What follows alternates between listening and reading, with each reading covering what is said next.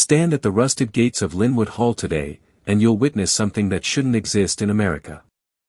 A Gilded Age palace, 110 rooms of Indiana limestone and Italian marble, rotting from the inside out. Windows shattered like broken promises. Ceilings collapsing under the weight of a century's reign. Graffiti screaming across ballroom walls where Roosevelts and Vanderbilts once waltzed. This isn't just another abandoned mansion.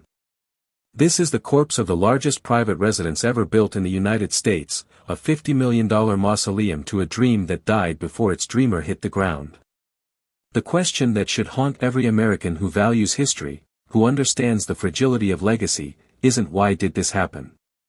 It's how did we let it happen? What darkness lives in the heart of a nation that would rather see greatness demolished than preserved?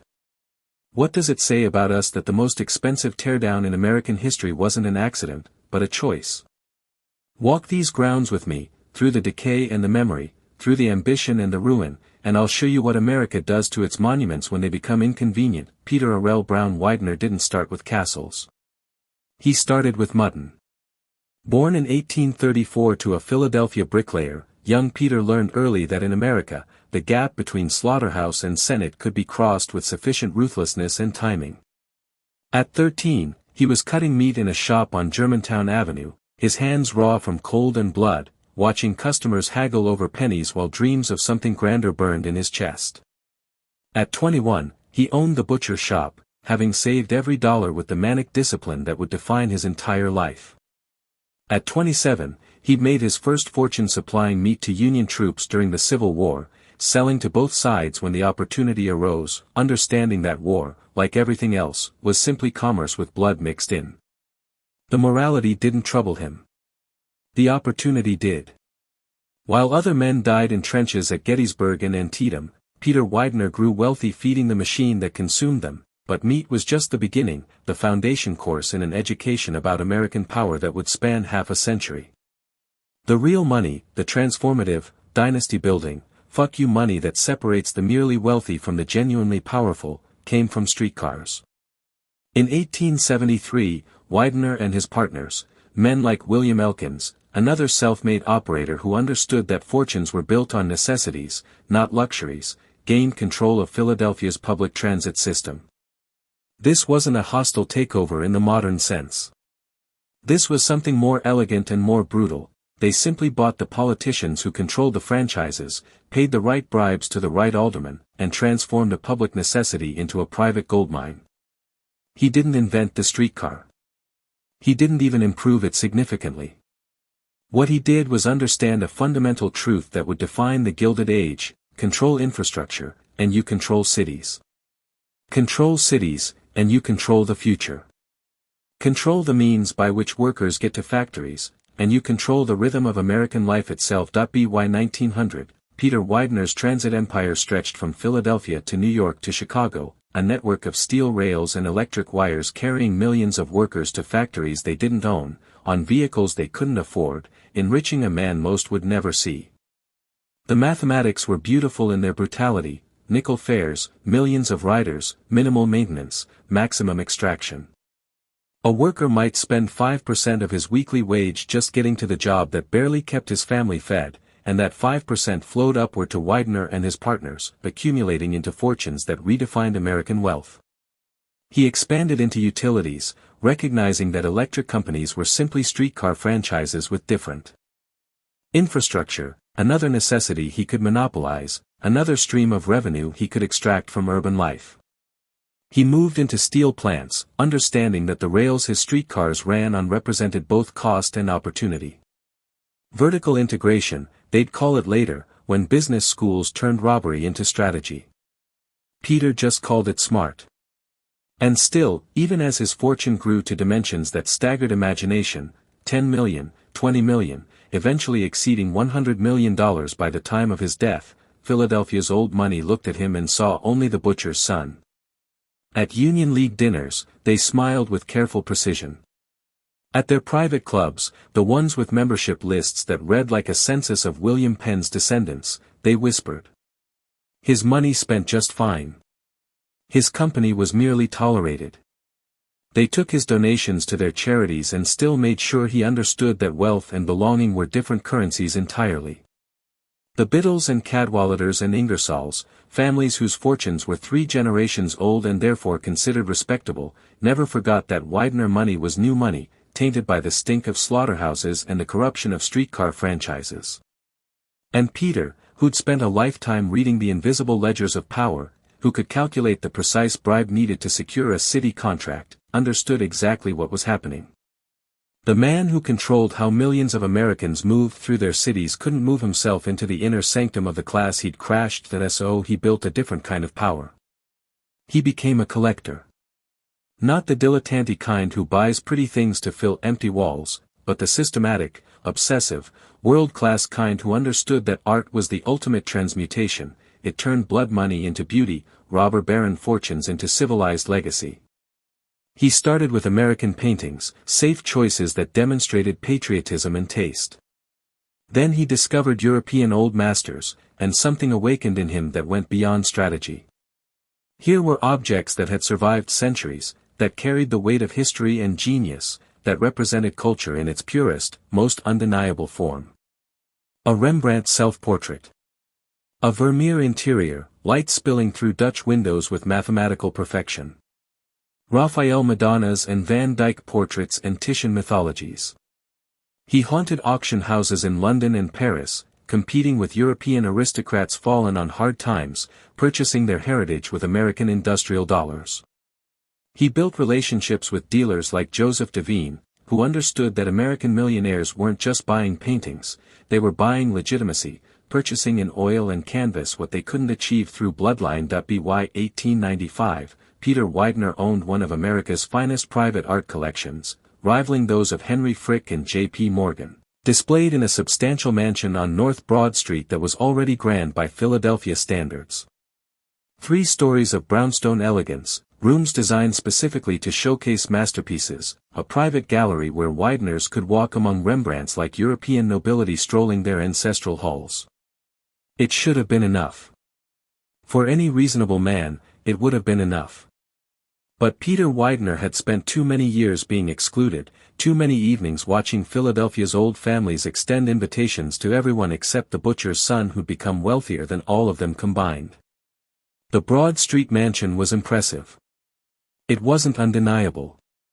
And Peter, approaching his 60s, looking at a life built on ruthless accumulation, decided he needed something more.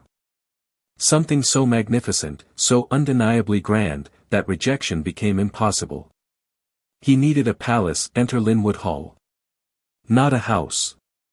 Not even a mansion. A statement carved in limestone and fury, a declaration of arrival so loud it would echo through generations. In 1897, Peter Widener purchased 200 acres in Elkins Park, a newly fashionable suburb about 10 miles north of Philadelphia proper, where the air was cleaner and the land was cheap and the old families hadn't yet established their territories. The location was strategic, close enough to Philadelphia to matter, far enough to create his own kingdom. And he commissioned Horace Trumbauer to design the ultimate American palace. The choice of architect was itself revealing. Trumbauer was brilliant, self-taught, the son of a Philadelphia wallpaper hanger who'd never attended university, never studied at the École des Beaux-Arts, never traveled the traditional path that produced respectable architects. He'd apprenticed in local firms, learned by doing, absorbed classical principles from books and buildings rather than professors. He was, in other words, exactly like Peter Widener, an outsider who'd crashed the establishment through talent and determination. And he understood, instinctively, what Peter needed. Not just a house. A monument. The specifications were medieval in their ambition. 110 rooms spread across 70,000 square feet of floor space. 60 bedrooms for family and guests, because a palace isn't a palace unless it can house small armies. 3 ballrooms of ascending grandeur, each designed for different scales of entertaining, intimate gatherings of 50, formal affairs of 200, massive receptions that could accommodate 500 guests who needed to understand, viscerally, that they were in the presence of something extraordinary. An art gallery specifically designed to rival European museums, with perfect natural lighting and climate control decades before such systems became standard. A library containing 10,000 volumes, because education was another currency Peter was accumulating, another form of legitimacy he could purchase. Turkish baths in the basement, exotic and decadent, the kind of thing Ottoman sultans enjoyed. Bowling alleys and billiard rooms for masculine recreation. An indoor swimming pool lined with Italian tile, 70 feet long, something most American cities couldn't offer their citizens but Peter could provide in his home. Formal French gardens sprawling across 40 acres, designed by landscape architects imported from Europe, every hedge trimmed to geometric perfection, every flower bed arranged according to principles established at Versailles. The cost, in $1,900, was $8 million. Adjusted for inflation, you're looking at somewhere north of $250 million today, though such conversions barely capture the reality. Linwood Hall wasn't just expensive. It was impossible. It represented a concentration of wealth and labor and materials that would have funded entire towns. It was America itself, howling at the old world that we could build bigger, grander, more excessive than any European aristocrat who'd inherited his taste along with his title. Peter Widener was creating European nobility from nothing, assembling aristocracy from streetcar nickels and butcher's profits, proving that in America, even bloodlines could be purchased if you had sufficient resources and ruthlessness. Construction took 3 years and consumed the labor of hundreds of workers whose names history didn't bother recording. They arrived before dawn and left after dark, building someone else's immortality for wages that barely sustained life. Limestone was quarried in Indiana, massive blocks cut from the earth and shipped by rail across state lines, each piece selected for color consistency and structural integrity. The exterior walls required thousands of tons of this stone, fitted together with such precision that you couldn't slip a knife blade between blocks. Marble was imported from Italy, from the same quarries that had supplied Renaissance palaces, shipped across the Atlantic and then transported by rail from New York. White Carrara marble for the main staircase, so pure it seemed to glow. Darker marbles for columns and fireplaces, their veining creating natural artwork. The grand staircase, the centerpiece that would appear in countless photographs, that would define Linwood Hall's visual identity, took 6 months to install. Not because the work was difficult, but because perfection takes time. Each step was carved and positioned with mathematical precision. Each baluster was turned and fitted. The handrail swept upward in a curve that seemed to defy gravity, inviting visitors to ascend into Peter Widener's heaven. French artisans were brought across the Atlantic to ensure the ballrooms achieved the correct gilded opulence. They spent months on scaffolding, applying gold leaf to plaster moldings, creating ceiling decorations that mimicked Versailles and the grand Parisian hotels that defined aristocratic taste. The main ballroom ceiling was a masterpiece of the gilder's art, cherubs and garlands and geometric patterns, all glowing with real gold, reflecting candlelight and later electric light with warm radiance that made everyone below look beautiful, successful, powerful. The walls were covered in silk damask, custom woven in Lyon, the traditional capital of French textile production. The floors were parquet, intricate geometric patterns created from multiple wood species, each piece cut and fitted by hand. English gardeners were imported to sculpt the grounds, bringing expertise developed over centuries of creating formal landscapes for British aristocracy. They understood the vocabulary of power that gardens spoke, the straight alleys that demonstrated control over nature, the geometric beds that showed command of space, the sculpted topiaries that proved wealth sufficient to employ men whose only job was keeping bushes shaped like peacocks. The mechanical systems represented engineering achievements that few Americans could comprehend. The heating system alone, a basement labyrinth of coal-burning furnaces and miles of pipes, was designed by specialists who'd cut their teeth on Manhattan office buildings and grand hotels.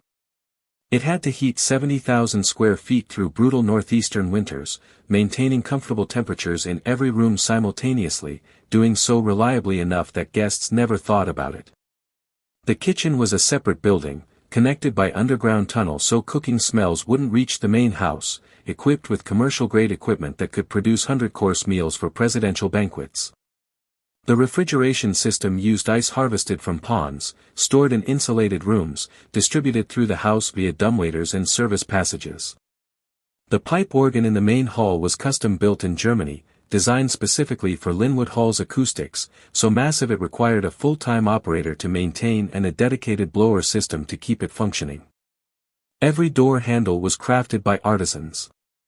Every chandelier was positioned with mathematical precision, its crystal prisms designed to throw rainbows across walls and ceilings when light hit them properly, and through it all, through every decision about marble selection and chandelier placement and garden design, Peter Widener oversaw with the intensity of a man who understood he was building more than a house. He was building vindication. He was constructing proof, in limestone and marble and gold leaf, that a butcher's son could create beauty that would outlast the families who'd snubbed him. Every detail mattered because every detail was part of the argument he was making, that money could purchase not just comfort but culture, not just possessions but permanence, not just a place to live but a legacy that would echo through centuries. He was building a palace that his great-great-grandchildren would inhabit, that would establish the Widener name as permanently as the Medicis or the Bourbons. He was building immortality, one marble step at a time. Linwood Hall opened in 1900, and for a brief, glittering moment, it worked exactly as designed. The Philadelphia elite came because they had to, refusing an invitation to. Widener's palace would have been social suicide, an admission that you weren't significant enough to matter. European aristocrats visited because American money spent magnificently abroad and they needed it, their own fortunes eroded by agricultural depressions and death duties and the slow collapse of the old order.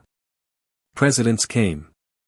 Theodore Roosevelt attended dinners there, recognizing that men like Widener, whatever you thought of their methods, had built American power and couldn't be ignored. Senators and congressmen and industrial titans walked those marble halls because Peter Widener represented the new American reality, power divorced from pedigree, wealth so vast it created its own gravity, success so complete it demanded acknowledgement regardless of origins. The house performed exactly as designed. The art collection, now displayed in custom-built galleries with perfect lighting and climate control, included works that made European museums weep with envy. Curators from the Metropolitan and the Philadelphia Museum came to study Peter's Rembrandts, to catalogue his collection, to ask respectfully if he'd consider loans for exhibitions. The parties were legendary, weekend gatherings where 50 guests might stay for 3 days, their every need anticipated by armies of servants, their evenings filled with music and conversation and the quiet transactions of power. Business deals were negotiated in the library over cognac and cigars. Political appointments were discussed during walks through the formal gardens. Marriages were arranged between families during afternoon teas. The Widener name, once whispered with contempt by Philadelphia's old families, was now spoken with cautious respect. Peter had won. Except, of course, he hadn't. Because acceptance purchased through intimidation isn't acceptance at all. It's simply fear dressed in formal wear. The old families came to Linwood Hall and admired its beauty and still, in their private clubs, made sure Peter understood he wasn't one of them. They accepted his son George into their social circles, young George, educated at Harvard, refined in manner, exactly the kind of gentleman the second generation produces, but they never forgot that Widener money was built on streetcar bribes and monopoly exploitation. Peter, who'd spent his life reading the unspoken ledgers of power, who could calculate the precise political contribution needed to secure a franchise, knew exactly what was happening.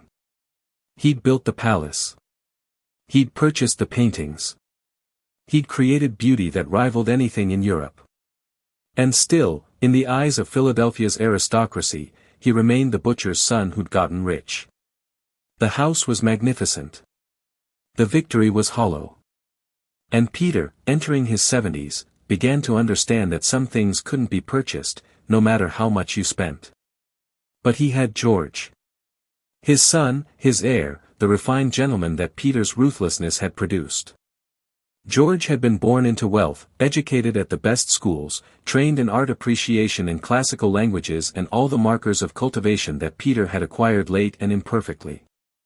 George had married Eleanor Elkins, a strategic alliance with his father's business partner's daughter that combined 2 streetcar fortunes and created dynastic wealth. They had children, Harry, named for George's younger brother who died young, a boy being groomed to inherit an empire. This was how dynasties worked. The first generation built the fortune through ruthlessness. The second generation refined it through education and taste. The third generation secured it through marriage and political connections. Peter had started the process. George was perfecting it. Harry would complete it. The Widener name would become as permanent as the Philadelphia landscape itself, as enduring as the Broad Street mansions that old families had inhabited for generations, and then came April 15, 1912. The date that destroyed everything, though Peter didn't know it yet. George Dunton Widener, 40 years old, art collector in his own right, exactly the kind of refined gentleman Peter had worked a lifetime to produce, was returning from Europe aboard a new ship everyone said was unsinkable. The RMS Titanic. George had been on a buying trip, visiting European dealers and auction houses, continuing the education in taste that his father had started. He'd purchased paintings and sculptures, objects that would further cement the Widener reputation as serious collectors. Eleanor was with him, along with their son Harry, then 27 and being groomed to take over the family businesses. They were traveling first class, in the opulent accommodations that Widener wealth could easily afford, a private suite with bedroom and sitting room and private promenade deck, the kind of luxury that the Titanic had been built to provide. The night of April 14 was cold and clear, the Atlantic like black glass, stars scattered across the sky with unusual brilliance. The Wideners had attended a dinner party hosted by the ship's captain, one of those formal affairs where first-class passengers demonstrated their sophistication through conversation and dress. By all accounts, George had been charming, discussing art and politics with the ease of someone born into privilege. They'd retired late, after midnight, the ship slicing through dark water at 22 knots. And then, at 11:40 p.m., the Titanic hit an iceberg. Not a dramatic collision that threw people from their beds, but a grinding scrape along the starboard side that most passengers barely noticed. The ship seemed fine. The band kept playing.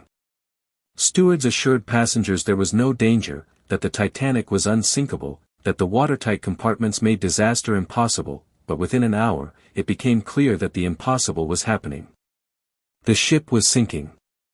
Water was flooding the lower decks, rising through the boiler rooms, climbing toward the first-class accommodations with mathematical inevitability. Lifeboats were being lowered, but there was a problem everyone suddenly understood: there weren't enough. The Titanic carried 20 lifeboats with capacity for 1,178 people. There were 2,224 people aboard. The arithmetic was brutal.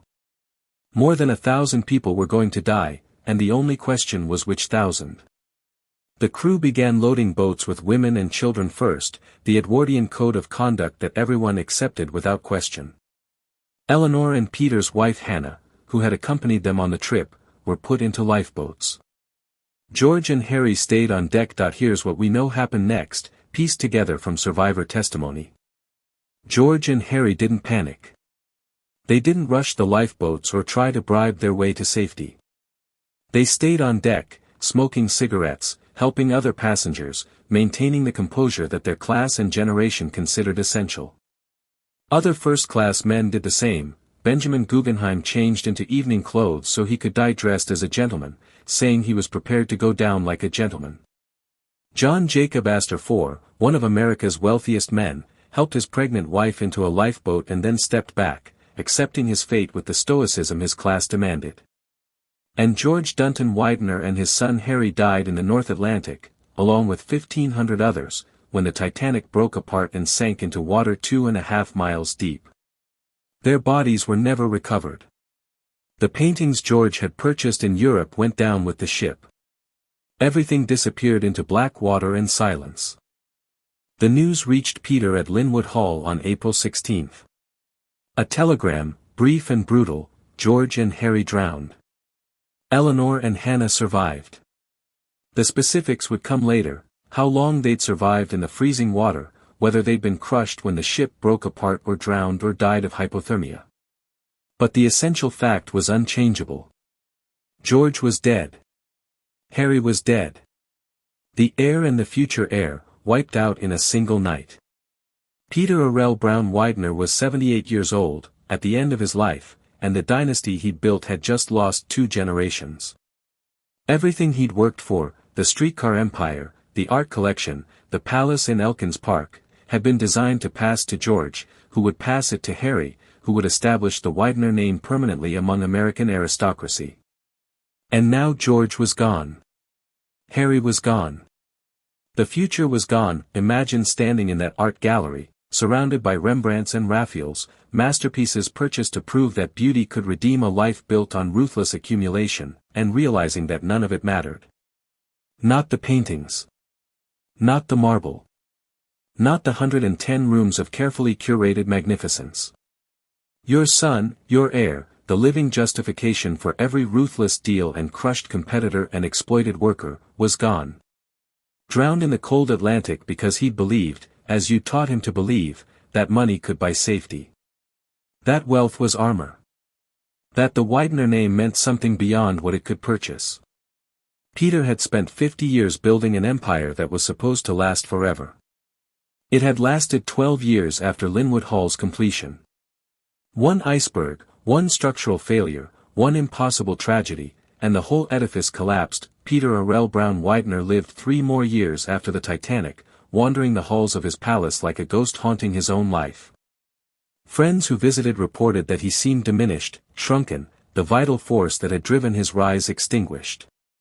He'd go into George's rooms and sit for hours, surrounded by his son's possessions, unable or unwilling to have them removed. The art collection, which had once represented achievement and cultivation, now seemed like a taunt, all this beauty, all this permanence, and his son was dead. Eleanor moved back into Linwood Hall with her father-in-law, the two of them bound by shared grief, trying to make sense of senselessness. The parties stopped. The weekend gatherings of Philadelphia's elite ceased. Linwood Hall, barely a decade old, built to be the center of social life, became a tomb while its owner still breathed. Peter died in 1915, leaving an estate worth $100 million, equivalent to nearly $3 billion today, and a house that had become a monument to futility. He'd won every battle except the ones that mattered. He'd built his palace and outlived his dynasty. He'd purchased immortality and watched it sink into the Atlantic. The funeral was held at Linwood Hall, attended by Philadelphia's elite who'd finally, in death, granted Peter the full acceptance they'd withheld in life. Senators gave eulogies. Newspapers ran lengthy obituaries celebrating his business acumen and philanthropy. And through it all, Eleanor Widener sat in the front row, 37 years old, having lost a husband and son and now a father-in-law, wondering what to do with a palace built for joy that had housed only grief. Eleanor Widener could have left. She could have sold Linwood Hall, divided the art collection, taken her inheritance and moved to New York or Europe, started fresh somewhere that didn't remind her of everything she'd lost. Many women in her position would have. Instead, she did something unexpected. She stayed. And she transformed Linwood Hall from a symbol of arrival into a shrine of remembrance. The glittering parties stopped completely. The social climbing that had motivated Peter ceased. Eleanor converted Linwood Hall into a private memorial, a place where she could preserve George and Harry's memory in amber, keeping their presence alive through the careful maintenance of their possessions. George's rooms, his bedroom, his study, his private sitting room, were kept exactly as he'd left them in April 1912. His clothes remained in the closets. His books sat on the shelves, bookmarks still in place. His desk held papers and correspondence, frozen in time like artifacts from Pompeii. Harry's rooms received the same treatment. Eleanor would visit these spaces daily, sitting in George's favorite chair, touching his possessions, speaking to him as if death was simply absence rather than permanence. It was obsessive, unhealthy by modern standards, but it was also profoundly human, a woman trying to maintain connection with people who'd been ripped from her life without warning. But Eleanor's memorialization went beyond private grief. She channeled her loss into public good, establishing the Widener Memorial Library at Harvard University in 1915, one of the world's great research institutions, named for her son Harry, who'd been a Harvard graduate. The building cost $2 million, $50 million in today's money, and housed Harry's collection of rare books, which Eleanor donated along with funds for ongoing acquisitions. It became one of America's premier research libraries, a monument to learning that bore the Widener name and would educate generations of students who'd never know Harry's story. This was grief transformed into legacy, personal loss channeled into public benefit. Peter had tried to buy immortality through a palace. Eleanor was purchasing it through education. And she maintained Linwood Hall with meticulous, almost obsessive care. She employed dozens of servants, the same army of maids and footmen and gardeners that Peter had hired, to ensure that every chandelier sparkled, every marble surface gleamed, every hedge in the formal gardens remained trimmed to geometric perfection. This despite the fact that almost no one came to see it anymore. The house that Peter built to demand acceptance became a place Eleanor hid from a world that had taken everything that mattered. She lived there for 22 years after Peter's death, from 1915 to 1937, spending Peter's fortune to maintain his palace, keeping the machine running even though its purpose had evaporated. The cost of maintaining Linwood Hall during these years was staggering. Property taxes on 200 acres in an increasingly valuable suburb. Heating bills that could have funded middle-class families, the coal-burning furnaces consumed tons of fuel each winter, keeping 70,000 square feet at comfortable temperature for essentially one person. The staff's salaries, 60 full-time employees at the peak, reduced to perhaps 30 during Eleanor's widowhood, but still a massive ongoing expense.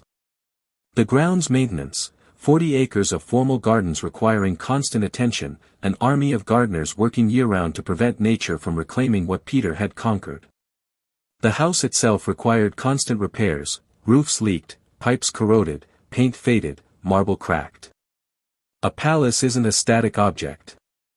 It's a living thing that demands feeding, and the food is money. Eleanor could afford it. She'd inherited George's portion of Peter's estate, and Peter's fortune was vast enough that even spending lavishly, she couldn't exhaust it. But with each passing year, the question became more pressing: what happens when Eleanor dies? She had no children, Harry had been her only child, and he'd died on the Titanic. She had no direct heirs to pass Linwood Hall to. The Widener name, at least this branch of it, was ending with her. And while she could maintain the palace through force of will and expenditure, she couldn't give it a future. The house that Peter built to establish a dynasty was going to outlive its dynasty by exactly one generation. Think about the servants during these years, the invisible people who made Eleanor's memorialization possible. They lived on the third floor, in cramped rooms that were hot in summer and cold in winter, 6 or 7 to a hallway with shared bathrooms, a parallel universe to the marble grandeur below.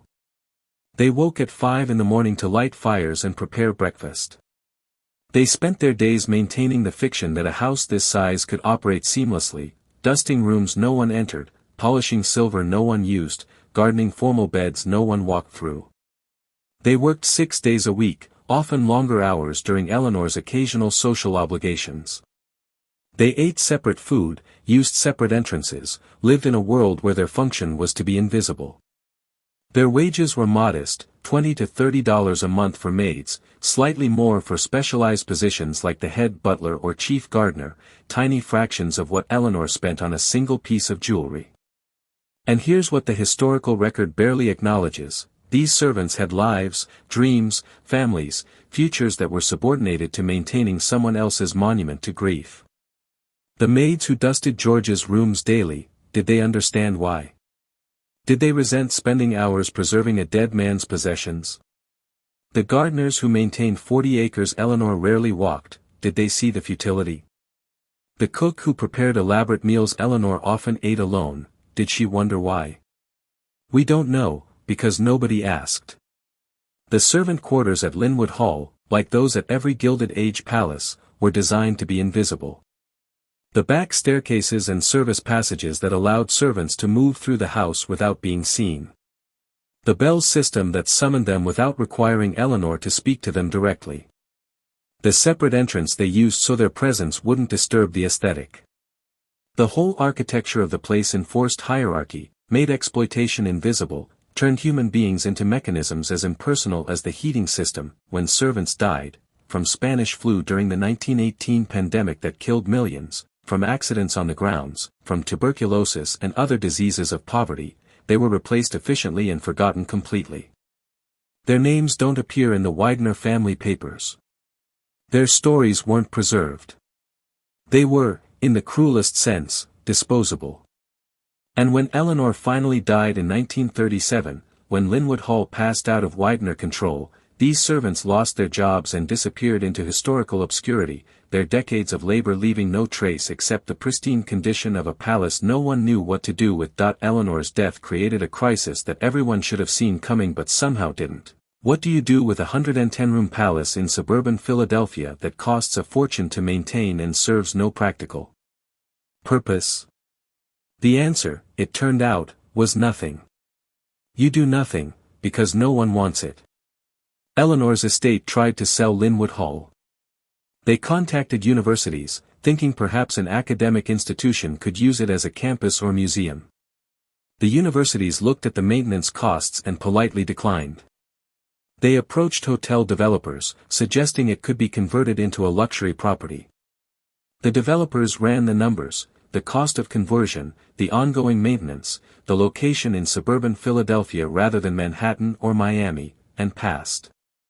They contacted museums, offering to donate the building if someone would take it. Museums couldn't afford the upkeep. The Pennsylvania Historical Society expressed interest and then backed away when they calculated what preservation would cost. So Linwood Hall sat. The estate maintained minimal caretaking, enough to prevent immediate collapse but nowhere near the obsessive care Eleanor had provided. The staff was dismissed. The furnaces were shut down except for minimal heating to prevent pipes from freezing. The formal gardens, those 40 acres of geometric perfection, began their slow return to wilderness. Within 5 years, you could barely tell where the formal beds had been. Within 10, the gardens looked like overgrown forest with occasional hints of structure, a stone wall here, a dried fountain there, ghosts of Peter's vision disappearing under aggressive northeast vegetation. The house changed hands multiple times in the 1940s, each owner arriving with grand plans and departing with empty pockets. One group purchased it with the intention of converting it into a seminary, a training ground for ministers. They spent months on feasibility studies, calculating conversion costs and operating budgets, before concluding that the mathematics didn't work. The heating system alone would consume any reasonable budget. Another buyer envisioned luxury apartments, divide the massive rooms into smaller units, sell or rent to wealthy families drawn by the historical prestige.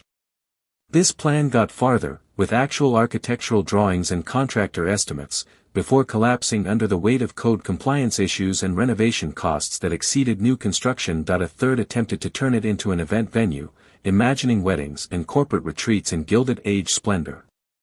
This actually operated briefly in the early 1950s, with a few events held in the ballrooms, but the business model failed quickly. Clients balked at the rental costs, which had to be high enough to cover maintenance and insurance and staff. The location worked against it, too far from Philadelphia to be convenient, not close enough to countryside attractions to be a destination. And the house itself, despite its grandeur, was increasingly shabby. The gold leaf in the ballrooms was tarnishing. The marble floors showed cracks. The silk wall coverings were faded and water-stained. You could throw a party at Linwood Hall, but it felt less like Gilded Age elegance and more like renting a funeral home, and with each failed venture, each owner who couldn't make the numbers work, the house deteriorated further. Copper was stripped from the roof by thieves who understood its scrap value better than preservationists understood the building's historical value. Copper roofing had been one of Linwood Hall's most impressive features, expensive, durable, beautiful as it aged to verdigris. But copper theft became epidemic in the 1950s and 60s as metal prices rose, and buildings like Linwood Hall, vacant and undermonitored, were prime targets. Thieves would arrive at night with tools and trucks, stripping sections of roofing and downspouts and selling the metal for thousands of dollars. Each theft meant water intrusion. Each rainstorm after the copper was stolen meant damage cascading through the floors below, ceilings warping, plaster cracking, water pooling on floors and seeping into walls, windows broke and weren't replaced, inviting weather inside more directly. A broken window in a heated, occupied house is an annoyance. A broken window in a vacant palace is catastrophic, because it allows moisture and temperature fluctuations that attack everything. Wood expands and contracts until it splits, paint peels, metal corrodes faster, fabric rots. The heating system, that engineering marvel, was shut down completely to save costs, which meant the house experienced the full range of Pennsylvania temperature swings, summer heat that could exceed 90 degrees, winter cold that dropped below zero. Materials that had been stable for decades began failing. Pipes froze and burst in winter, flooding rooms that had once hosted presidents. The water would pool on floors, seep through to the level below, freeze again, expand, crack more pipes, create cascading damage that would cost hundreds of thousands to repair if anyone had been willing to spend it. The 1960s and 70s saw Linwood Hall enter a new phase, not just vacant, but actively dangerous. Local authorities began receiving reports of squatters sheltering in the ballrooms, homeless people who discovered that a Gilded Age palace made better shelter than Philadelphia streets. Drug users found the house equally attractive, private, largely forgotten. Perfect for activities they didn't want police noticing.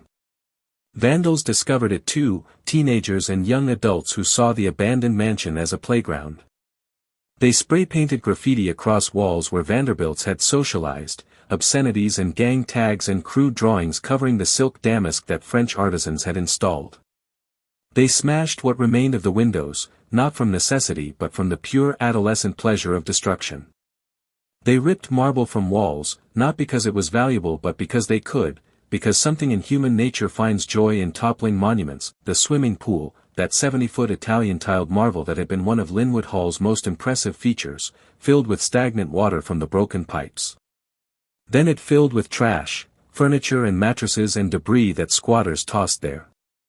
Then it filled with algae and mosquitoes and became a breeding ground for disease. By the 1980s, it was essentially a toxic pond inside a palace, the tiles cracked and missing, the diving board rusted and collapsed, the whole space emanating decay. The bowling alleys met similar fates, the wooden lanes warped from water damage and temperature swings, the pins long since stolen, the scoring tables graffitied and broken.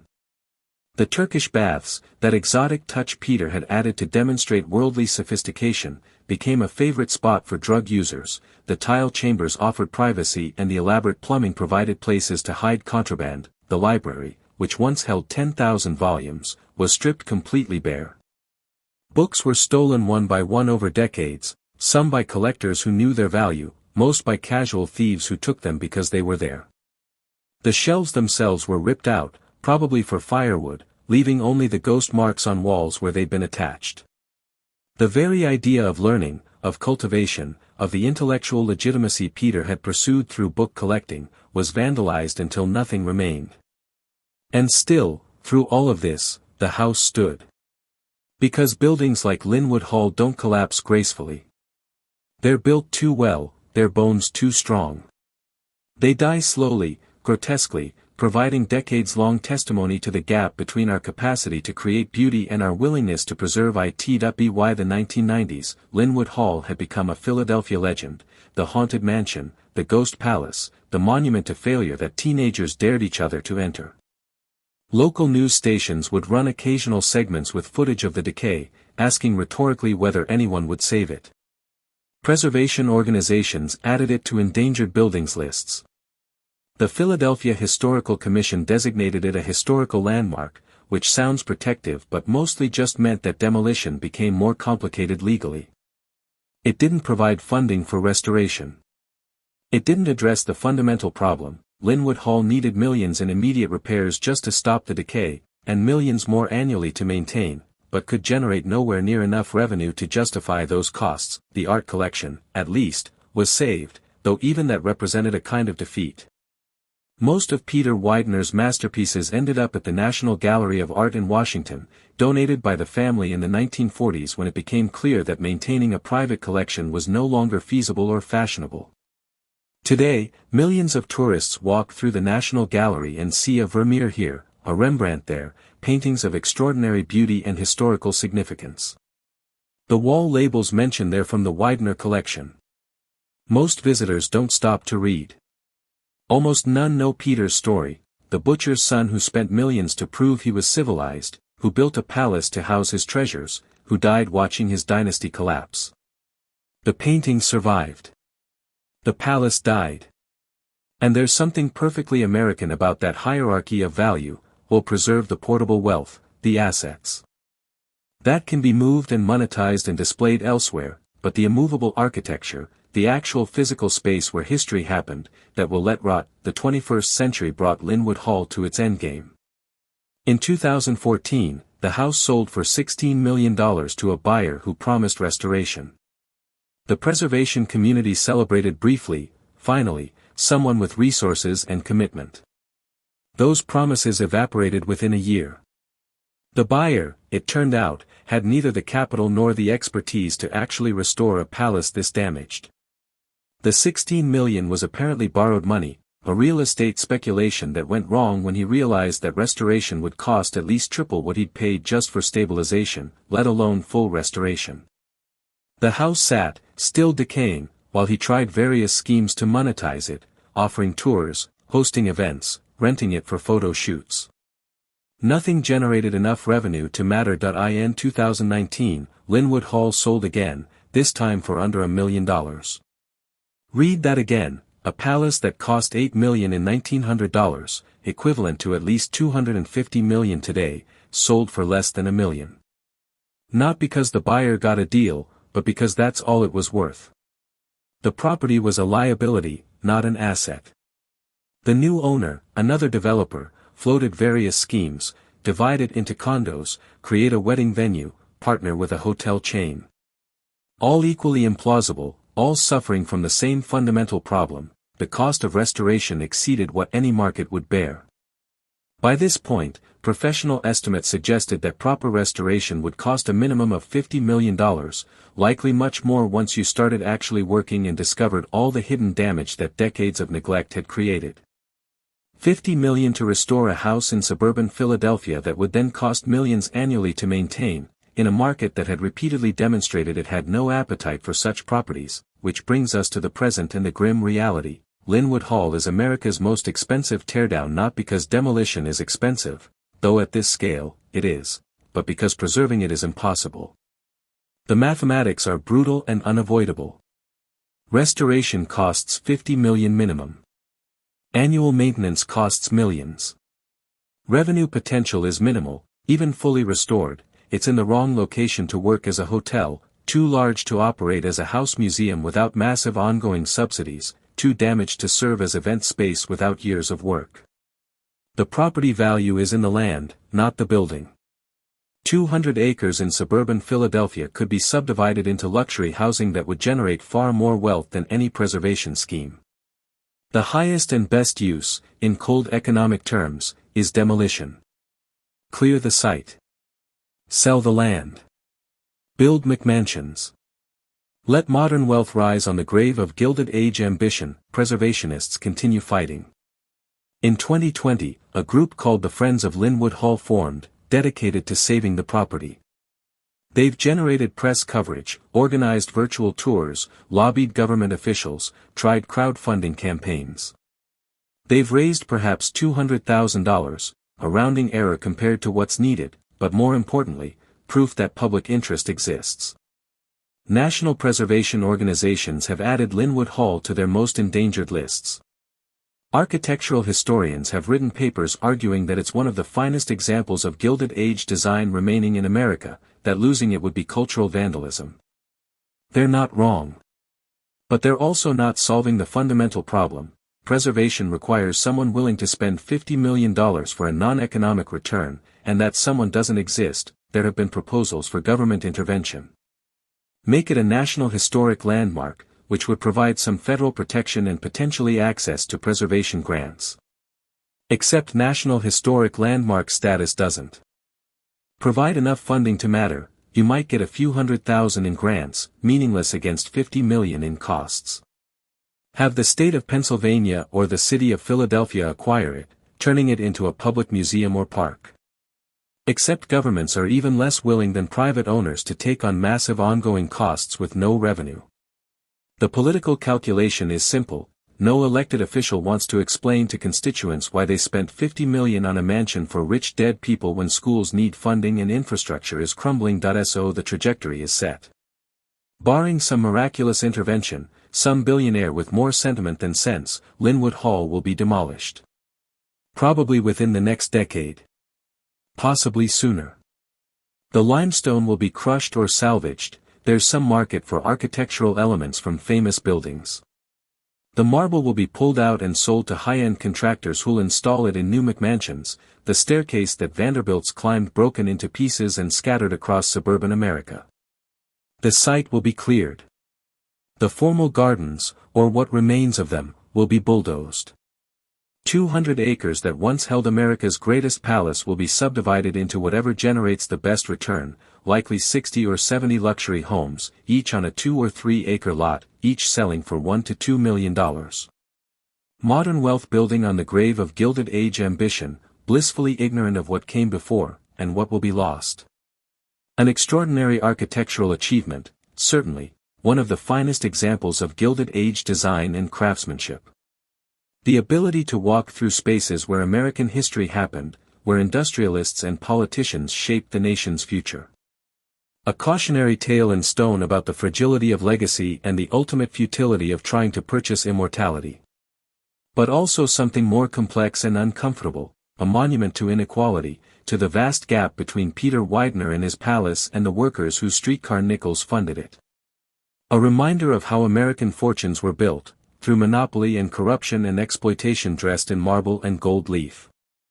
Evidence of the invisible labor that made Gilded Age splendor possible, the armies of servants whose lives were subordinated to maintaining someone else's luxury. Preserving Linwood Hall honestly would mean confronting all of it, the beauty and the exploitation, the achievement and the cost, the dream and the darkness. It would mean telling Peter's story and his servants' stories, displaying the art galleries and the cramped third-floor quarters, acknowledging the magnificence and the moral compromise simultaneously. It would mean using the house as a mirror, reflecting back at contemporary America our own relationship with wealth and power and inequality. And maybe, just maybe, we're letting it fall because we're not ready for that conversation. Because preserving Linwood Hall would require admitting that the Gilded Age never really ended, that we still have robber barons, we just call them tech entrepreneurs or hedge fund managers now. That we still have servants, we just call them gig workers or contract employees. That the mansion and the tenement still exist, we've just gotten better at keeping them separate, at making sure the wealthy don't have to see how their comfort is purchased. Consider what Peter Widener would think, looking at Linwood Hall now. He spent $8 million, an incomprehensible fortune, to build immortality. He believed that limestone and marble were permanent, that beauty could transcend time, that the Widener name would echo through centuries because he built something too magnificent to forget. He bought 110 years. Not even a century and a half. In historical terms, barely a moment. The palace he built to last forever is dying at age 120, geriatric for a house but young for a monument. The paintings he collected to cement his legacy hang in museums where his name is a footnote. The dynasty he tried to establish ended with Eleanor. His great-great-grandchildren, if they exist, don't live in palaces. They probably don't even think about Peter. Time erased him more efficiently than any enemy could have, but maybe that's the real lesson Linwood Hall teaches. Not that we should preserve everything, or that wealth deserves monuments, or that the past was better. Maybe the lesson is simpler and harder: nothing lasts. Not palaces. Not dynasties. Not carefully constructed legacies. Not wealth so vast it seemed permanent. Not beauty created by the greatest craftsman. All of it is temporary. All of it will eventually crumble or burn or be demolished when maintenance becomes too expensive. Peter Widener spent a lifetime accumulating power and building monuments because he couldn't accept mortality. And now his monument is dying, teaching future generations the lesson he couldn't learn: you can't purchase forever. You can only purchase time. And eventually, inevitably, time runs out. So stand at those rusted gates one final time. Look at the broken windows and collapsing ceilings and graffiti-covered walls. And ask yourself what we owe the past. Do we owe it preservation, even when the cost is staggering and the story is uncomfortable? Do we owe it honesty, even when honesty reveals that our heroes were complicated men who built beauty on foundations of exploitation? Or do we owe it nothing? The past is dead, let the dead bury the dead, move on to whatever comes next. There's no easy answer. But the question matters, because how we answer it determines what survives. Linwood Hall is dying. In that death, we see America's relationship with its own history, complicated, ambivalent, too expensive to preserve and too significant to forget comfortably. And right now, as Linwood Hall crumbles in Elkins Park, we're making a choice. We're choosing profit over preservation, expedience over memory, demolition over the difficult work of honest commemoration. Whether we're okay with that choice is a question each of us has to answer.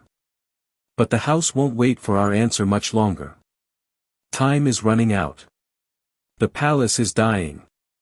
And soon, very soon, America's greatest private residence will become nothing but photographs and memories and another lesson about the ultimate futility of trying to build forever from limestone and grief.